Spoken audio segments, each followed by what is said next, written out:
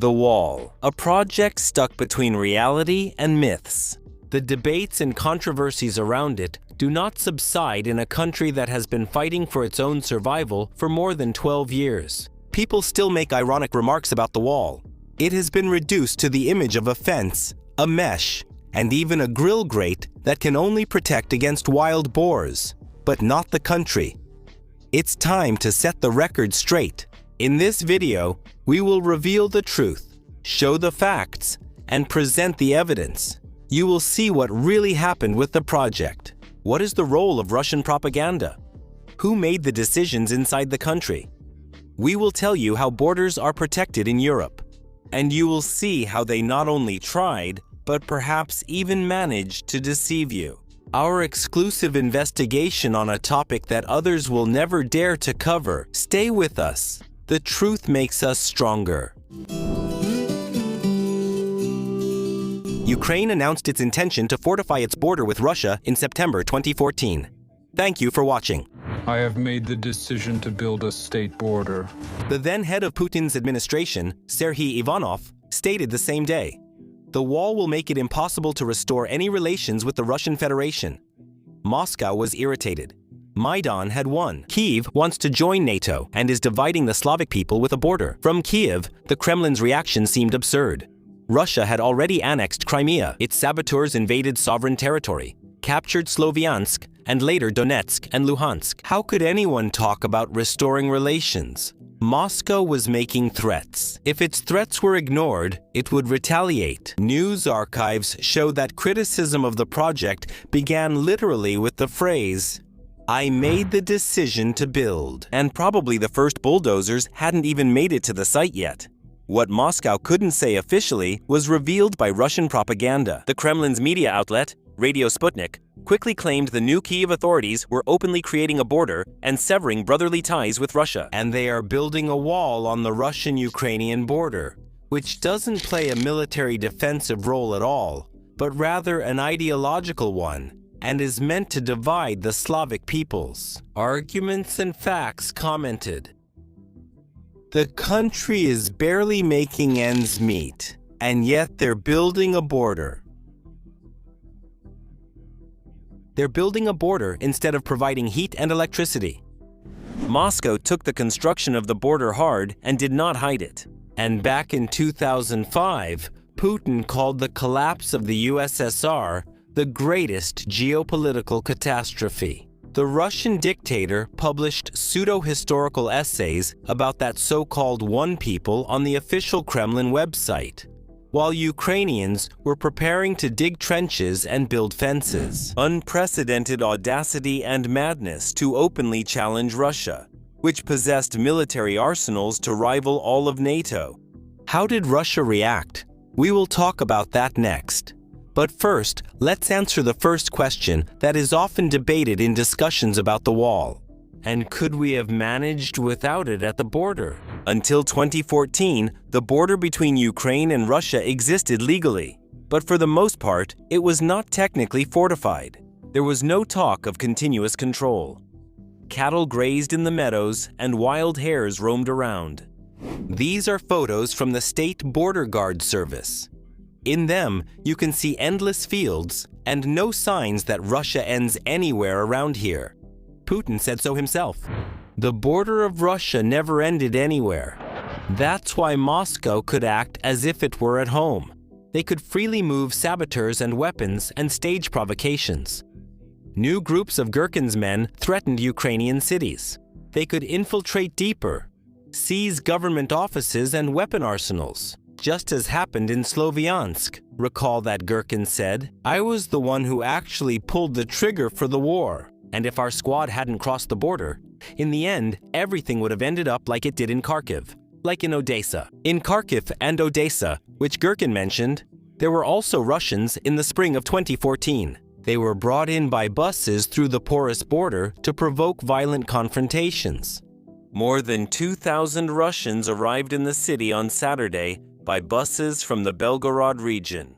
In March 2014, journalists wrote about it. The Russian flag over the local administration building was raised by a Russian, a resident of Moscow. The Ministry of Internal Affairs officially reported on the events in Odessa. Most of those detained during the unrest were citizens of the Russian Federation and residents of Transnistria. In 2015, near the city of Shastia in the Luhansk region, Ukrainian soldiers detained an armed sabotage group of Russians in our rear. Elite intelligence officers, GRU Special Forces operatives Alexandrov and Yerofeyev. During the detention, the saboteurs killed one Ukrainian serviceman and wounded 3 others. The Russian gangrene needed to be contained. The need to close off the open border with the Russian Federation was confirmed by more and more Russian provocations. And here is the second explanation for why Ukraine desperately needed a border. Without it, Europe could not open up to us. After Maidan, Ukraine began reforms to obtain visa-free travel. Although the word reforms has historically caused irritation among Ukrainians, they were actually successfully implemented at that time, even though obtaining visa-free travel seemed like an unbelievable fantasy. The EU had never granted free access to its territory to citizens of a country at war, especially not to a country that has hundreds of kilometers of front line. And it's facing an aggressor with the world's most powerful nuclear arsenal. The start of building a secure border signaled that Ukraine was addressing the problem.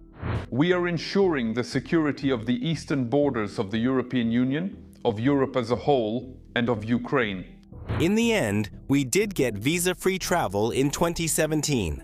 This happened in no small part thanks to the decision made about the border. Building a wall for the country seemed like a promising plan. After Yanukovych fled with paintings and suitcases of money, this story with the helicopter in the middle of the night is worthy of a Hollywood thriller. The country was left in less than ideal condition. The new Yatsenyuk government, which came after Maidan, found about 108,000 hryvnias in the treasury accounts for the entire country. In the media, we found a certificate from the treasury that directly stated this amount in hryvnias at the exchange rate of that time. These 108,000 included the salaries of all public sector employees in the country, expenses for the police, the army, education, and healthcare.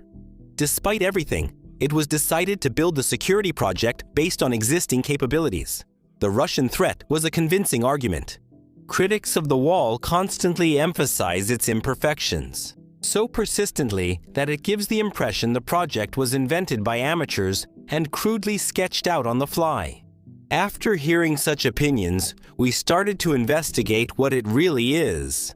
It turned out that the project was developed by scientists from the SSU Institute, taking into account the suggestions of the border guards.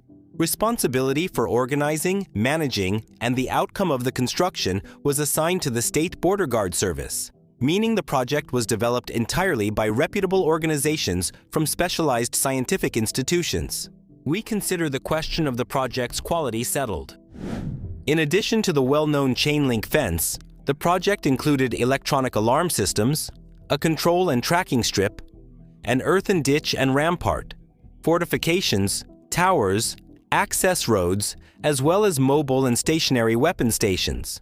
We need to explain. Out of approximately 2,000 kilometers of the border with Russia, in 2014, the line of contact stretched for 400 kilometers in Donbass, where hundreds of settlements in the frontline agglomeration were plunged into war. In the frontline towns of Avdiivka and Marinka, Ukraine built one of its strongest fortified areas. The powerful industrial infrastructure with concrete structures made it possible to build a long-term defensive line for the next 8 years. The withdrawal of Ukrainian forces in 2024 coincided with the delay of the $61 billion aid package from the US and alarming news from the front about a shortage of ammunition. US National Security Advisor Jake Sullivan admitted that this is the reason for the loss of Avdiivka. The rest, over 1,600 kilometers, was supposed to be covered by mobile border guard patrols. So, in 2014, there were 2 types of construction. The first was in the combat zone as a long-term defensive line. For the first time in its history, the country established full control over its border with the Russian Federation, against saboteurs, against the transfer of weapons, against spies. If someone was expecting a Ukrainian version of the French Maginot Line, a 400-kilometer fortified line of defense between France and Germany, which included 118 forts, 150 casemates, and 15,000 checkpoints.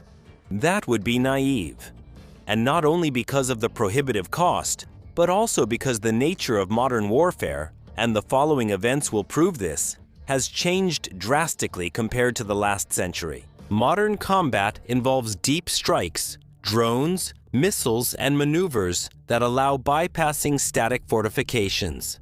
The state border runs where it is legally defined on the map, but a strong defensive line cannot simply follow this boundary. It needs to be laid out taking into account the terrain, elevations, logistics, and opportunities for maneuver, sometimes retreating deeper into the territory to gain more advantageous defensive positions. After all, even the Maginot Line, as we know, did not stop the advance of Hitler's army, which resulted in the fall of Paris. The fortress in Avdiivka lasted for years, precisely because it had street fortifications, which, combined with historical fortifications, the industrial zone, and residential buildings, made it strong. Kharkiv is a city of 1 million people, the second largest in Ukraine after Kiev. It is within touching distance of the aggressor. Given its proximity, it was easiest for the Russians to send agents and weapons here. Here, near the border metropolis, one of the first construction sites was planned. In addition to the Kharkiv region, the border began to be built in Chernihiv, Sumy, and Luhansk regions. The priority was the same: to close off the most dangerous areas. Was the wall effective? We find the answer in the news archives. The project started working as it was put into operation. The State Border Guard Service reported a decrease in violations. At that time, Oleg Slobodian, the assistant to the head of the State Border Guard Service, stated, "In the areas where the system operates, the possibility of violating the borderline is practically reduced to zero." Here we come to how Russia carried out its threats, trying to stop the construction of the Ukrainian border. Russian propaganda could foam at the mouth all it wanted, but it needed a Ukrainian audience. The only way to reach them was through media inside Ukraine. That's why this role had to be played by the resources of the pro-Russian fifth column. There were more than enough of them. In particular, there was the media belonging to Putin's crony, Medvedchuk. The channels News 1, 112 ZK. Inter also worked in the pro-Russian discourse, known for the program Black Mirror and concerts nostalgic for the Soviet era. The Nash channel of Yevhen Murayev, Era of Andriy Derkach, who is now a collaborator and a senator of the Russian Federation, and who was recently awarded by Putin in Russia. The Strana website of Ihor Huzva and a team of bloggers serviced the media machine, the most famous of whom was Shari. The so-called Institute of Politics provided pro-Russian channels with speakers. Recently, the Security Service of Ukraine reminded about one of them by arresting political expert Kirilo Molchanov for state treason, who is far from the most important protege of Medvedchuk's circle. Huge bot farm networks were engaged in information sabotage. A quote from Sherry's blog from that time is still being circulated. Although Ukraine has imposed sanctions against Sherry himself for 10 years for anti-Ukrainian activities. Veterans of Ukrainian politics should remember the deputy from the Party of Regions, Oleksandr Nushchenko. After fleeing the country, in an interview with a Western journalist in 2016, he talked about what he was doing in Ukraine. He spoke about his cooperation with Bankova and about receiving $30 million for a 10-month campaign to replace the Prime Minister, who was the initiator of the wall. The British newspaper The Independent wrote, according to Nushchenko, his propaganda machine dug up practically every enemy that Mr. Yatsenyuk had ever made and placed them in the media to attack him. Were these accusations true? I honestly don't know what was true and what wasn't. I never checked. For me, the reason was simply to create a scandal, the person involved stated. At that time, unofficial rates for commissioned publications were no secret in the information market, so $30 million could provide an information wave of 50 to 80,000 media placements over 10 months, or 200 to 250 on a daily basis.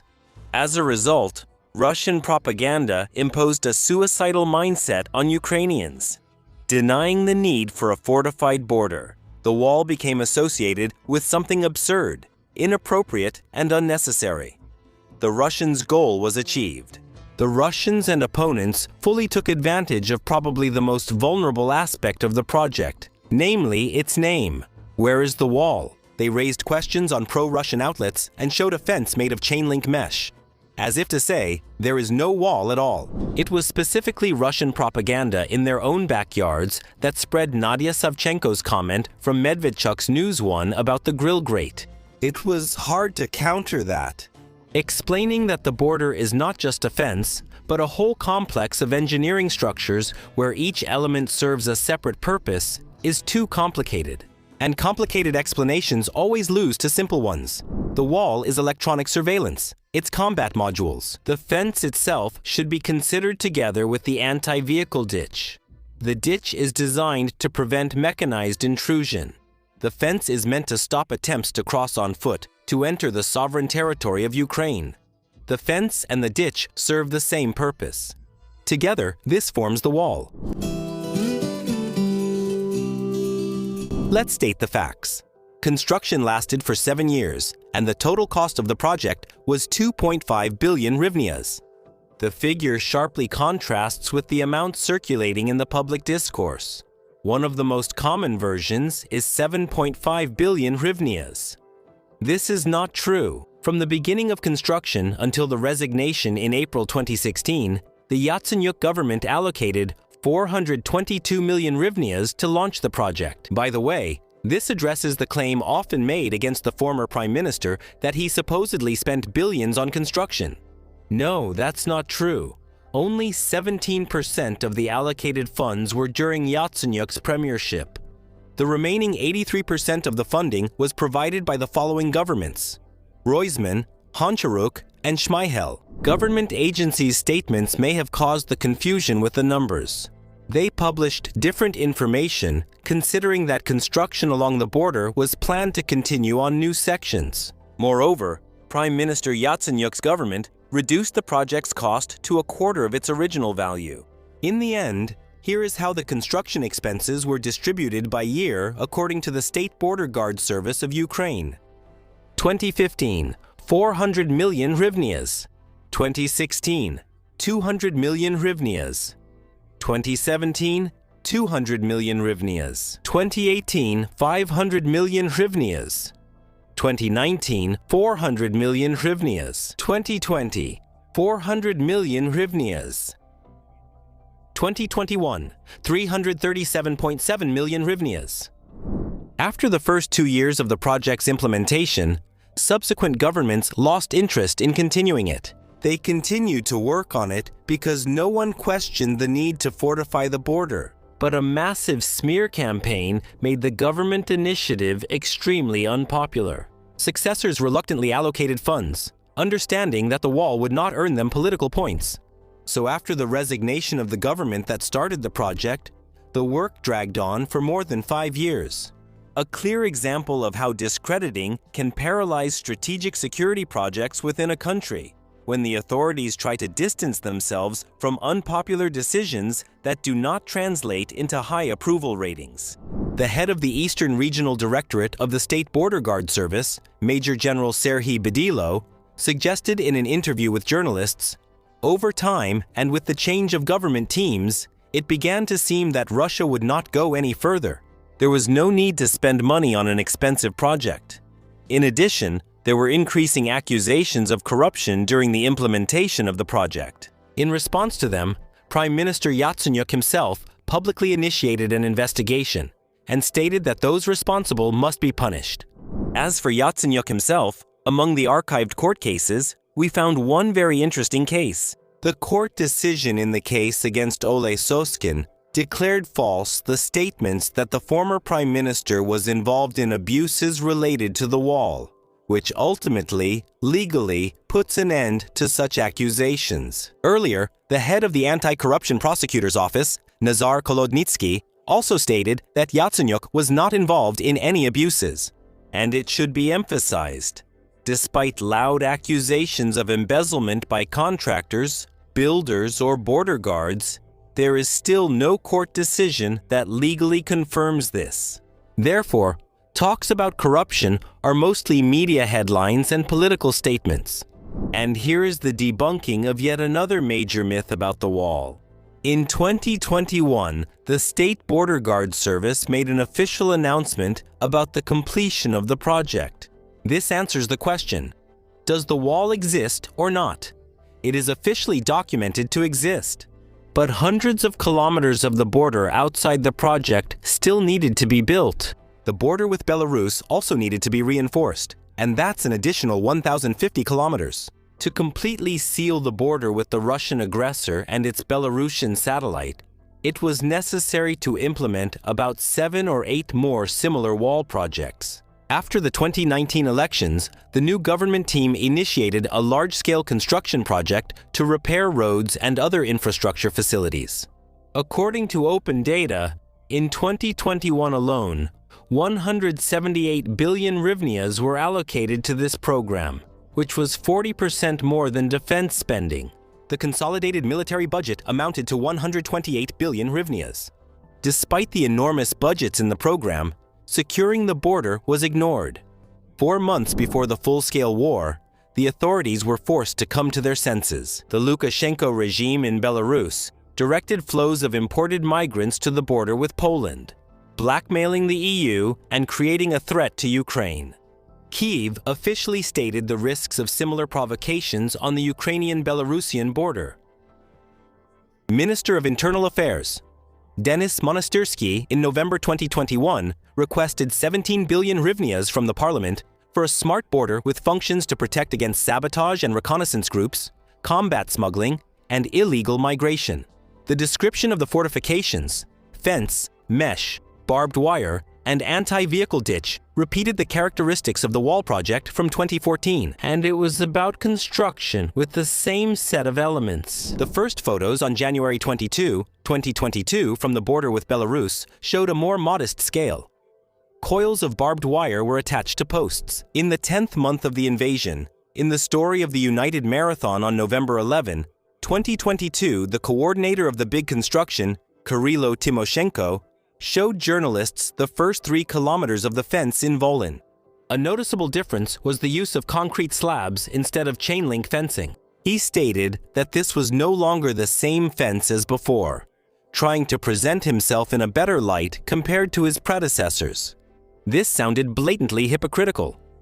It was Kirilo Timoshenko himself, the coordinator of the major construction project with its multi-billion budgets in the 2 pre-war years, who should have publicly admitted the miscalculations. In particular, the real strengthening of the border began to happen in emergency mode during the full-scale war, when the country was counting every penny and volunteers were covering the critical needs of the front. And the fact that on February 24, 2022, the 70,000-strong Russian group moving from Belarus toward Kyiv did not encounter either a prepared echelon defense or anti-tank ditches, nor any surveillance system or weapon systems. The Ukrainian army will force the Russians to flee from near Kyiv. It will be a long time before reports appear that the borders with Belarus have started to be fortified with minefields and dragon's teeth. The same kind of fortification and reinforcement should have been done on the border with Russia as soon as Western intelligence learned about Putin's plans to start a major war. Mines, dragon's teeth, security zones. The project doesn't address military intervention, as clearly stated. It's just a first line of defense. The first line of defense is one of the functions of the state border, but in terms of priority, it's not the first. Arseniy Yatsenyuk has stated this. The main tasks are control and stopping smuggling, illegal migration, and sabotage groups. But at least this project means that there is a state border, there are firing points, and the armed forces have the opportunity to move in case of an attack. As we know, back in September 2021, the U.S. State Department strongly advised Foreign Minister Dmytro Kuleba to dig trenches. They were already partially present at the border with the wall.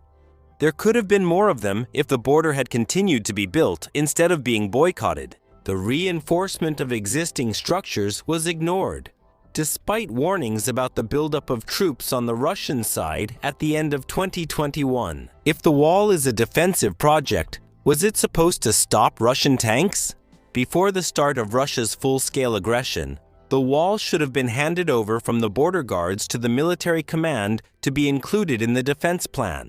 Nevertheless, what role did the wall play on February 24, 2022, and in the first days of the full-scale invasion? Would it have been an obstacle to Russian tanks?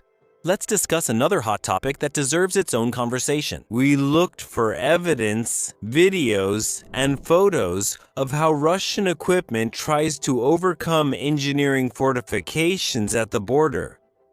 And, to be honest, we didn't find a single shot. The explanation for this story turned out to be very simple. The Russians didn't go through the border fortifications. Putin's army broke into Ukraine along paved roads, lowering the barriers at checkpoints to move columns of armored vehicles and supply convoys toward Kiev as quickly as possible, hoping to force Ukraine to surrender in a matter of days. In the first hours of the invasion, the State Border Guard Service of Ukraine published a post on Facebook that explains everything. In the Chernihiv region, enemy vehicles passed through the Senkivka and Remyak checkpoints, and in other directions. There was also movement of columns through the Budarki checkpoint in the Kharkiv region and towards the Milov checkpoint in the Luhansk region. We can only assume if the checkpoints had been mined, the Russians would have had to go around them. Crossing anti-tank ditches would have delayed the Russian columns more effectively than the barriers at the checkpoints. The occupiers would have been forced to spend time building crossings under fire, getting stuck in the black soil instead of speeding along the asphalt without obstacles, bringing their dress uniforms for a victory parade in Ukraine's capital. So, obviously, if Russian equipment had encountered border fortifications, it would have slowed down the advance and allowed the main defense forces to deploy. And here we come to our assumption, which we leave for you to consider. A full-fledged defensive system, from ditches to mined roads, could have made Putin abandon the war altogether. When the aggressor sees not an open road, but a layered system of obstacles ahead, it's quite likely that such a level of preparation would have made him reconsider his aggressive intentions. Do you recognize it? A fence, a net, a control strip. This is a NATO country. Finland's border with Russia is based on Ukraine's experience in 2014. Latvia, Estonia, and Norway used the same approach. With some modifications, the concept has been implemented in Lithuania and Poland. Russia's full-scale invasion of Ukraine has finally dispelled any illusions NATO countries had about having a peaceful neighbor. In May 2022, Finland applied to join NATO, putting an end to decades of military neutrality and non-alignment. Finland's border with Russia is 1,340 kilometers long. There are plans to reinforce about 200 kilometers of strategic sections with full-scale barriers, patrols, and technological systems. Because of forests, lakes, and swamps, it is technically and economically impossible to fence off the entire stretch. The Finnish wall is a metal structure, about 3.5 to 4.5 meters high with barbed wire on top. It is equipped with video cameras, motion sensors, communication systems, and infrared technology. You have to admit, the parallels with the Ukrainian project are obvious. Construction is underway in all priority areas. The plan is to finish by the end of 2026. The project is estimated at around 380 million euros. This is one of the largest border security measures in modern Europe. By the end of the summer of 2022, Lithuania completed the construction of a physical barrier, 502 kilometers long along the border with Belarus. The construction cost 150 million euros. After the final installation, additional EU funding was allocated to upgrade the camera and sensor systems. The construction of the wall was a response to the actions of Lukashenko's regime in provoking a migration crisis on the borders with the EU. The government of neighboring Poland also reported provocations from Minsk and Moscow. On the border with Lukashenko's Belarus, Poland built a 186-kilometer steel wall with barbed wire and constant patrols. Along the remaining 400 kilometers, the Polish border is protected by riverbeds. The project cost about $394 million and was completed in June 2022. At the beginning of 2026, Latvia also officially completed the construction of a physical barrier with a total length of about 280 kilometers on the border with Russia. The project includes fences, infrastructure for patrolling, and other security measures. At least 18 million euros were spent. The system is supposed to include video surveillance, motion sensors, and intelligent response systems. In Estonia, there are radical proposals to mine or concrete sections of the border with Russia to create an impassable barrier. The initiatives highlight the level of threat from Russian aggression in Estonia, where it is believed that ordinary fences are only the first line of deterrence. Despite informational skepticism and political disputes, governments continue to build and modernize border infrastructure. In reality, it's better to have a fortified border than pointless verbal battles that do not improve your country's security in a world where the old world order is visibly falling apart. What has been devalued for years in Ukraine has become a security norm in other countries, especially NATO members. The wall is no longer about a fence, a ditch, or concrete. It's about the state's ability to protect its own space.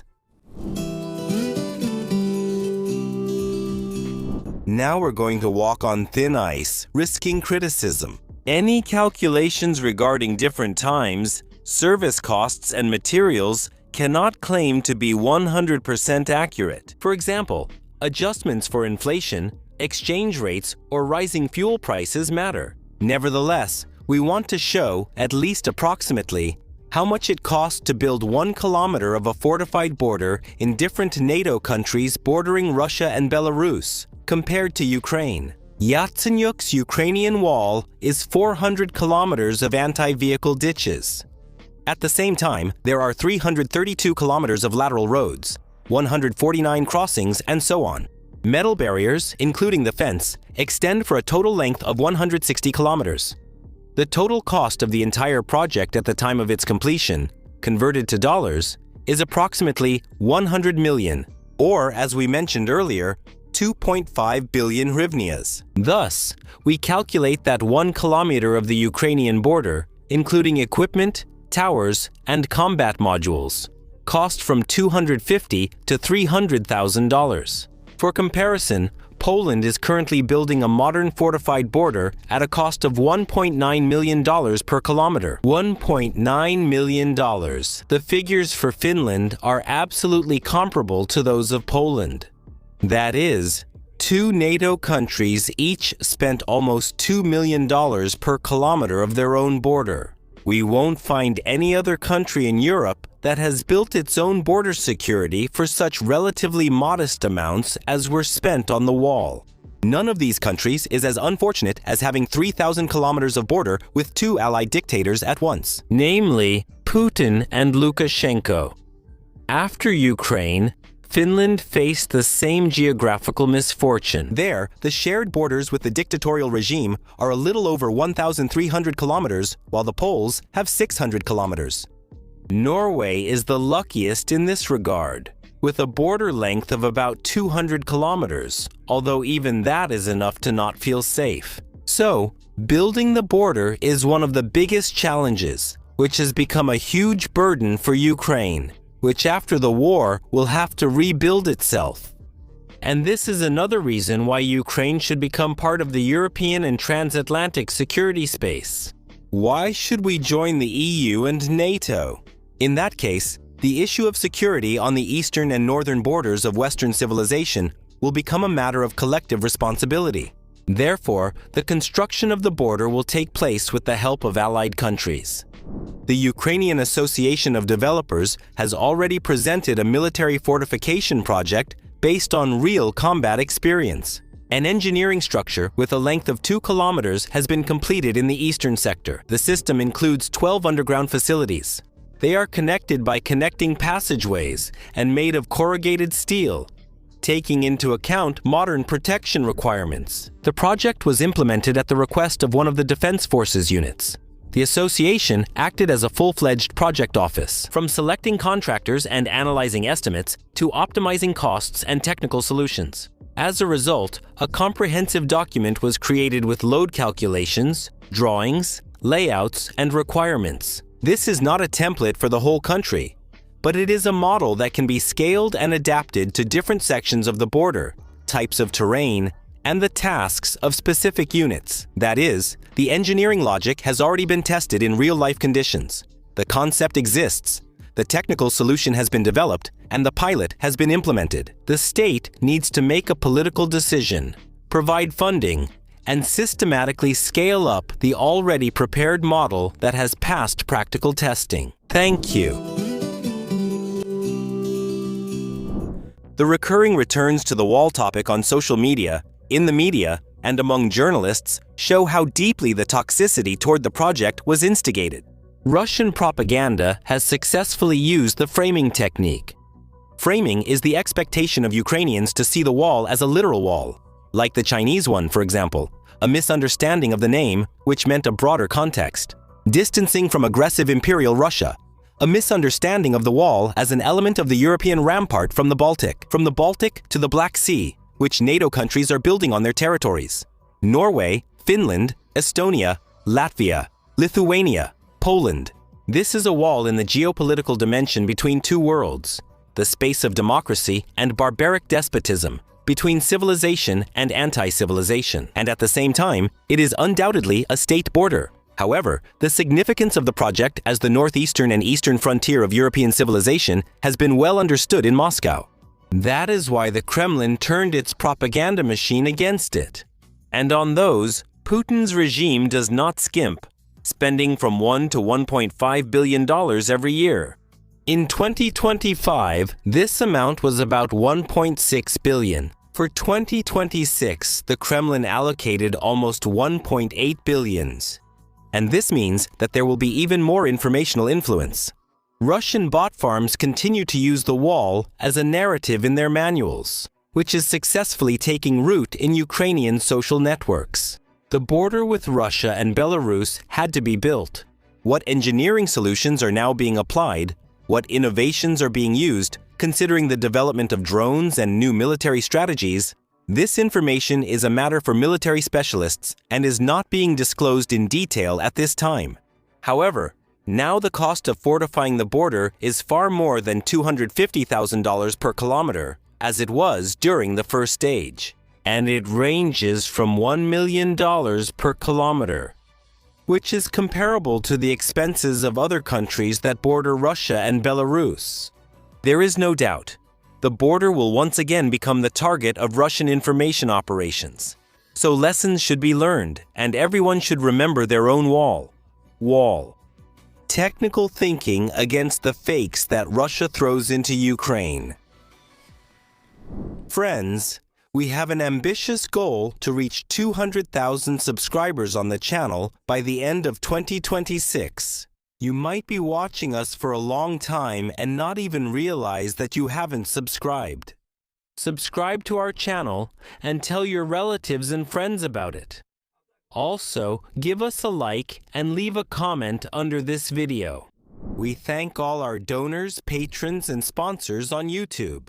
Every hryvnia you donate brings Ukraine closer to economic prosperity and well-being. Because we are not just making videos, we are educating voters who will choose real reformers. Help us with this. The link to support the price of the state is in the description.